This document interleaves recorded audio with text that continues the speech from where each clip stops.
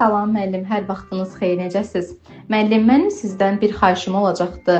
İlin sonunda yaxınlaşır. Olarmı bu il biraz uşağa summativlərdə siz yüksək bal yazasınız? Nənəsi evdə ona söz veribdi ki, bu il əlaçı olsa iPhone 16 alacaq. İndi o da bilirsiniz də uşaqdır, hələ neynir iPhone-u, elə istəyirəm onu özümə götürüm.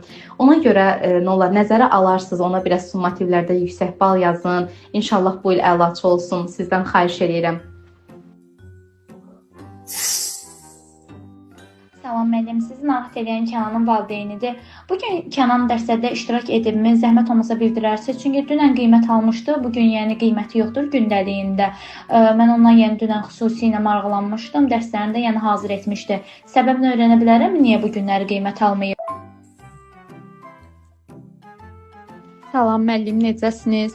Müəllim, ilin sonu da yaxınlaşır. Yəqin ki, bu il də yığıncaq edərik. Keçənki yığıncaq, yəni mənim ürəyimcə olmadı. Elə evdəkilərdən narazılıq elədi. Yəni yaxşı restoran deyildi də, xoşumuza gəlmədi.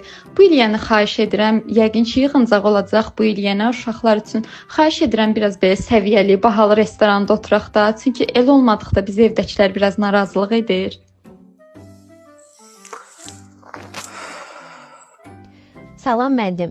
Mənim sizə bir sualım olacaqdı. Bugün uşaq yemək yeməyibdi. Elə evə gələndə özüm də gördüm, qoyduğumu geri gətiribdi.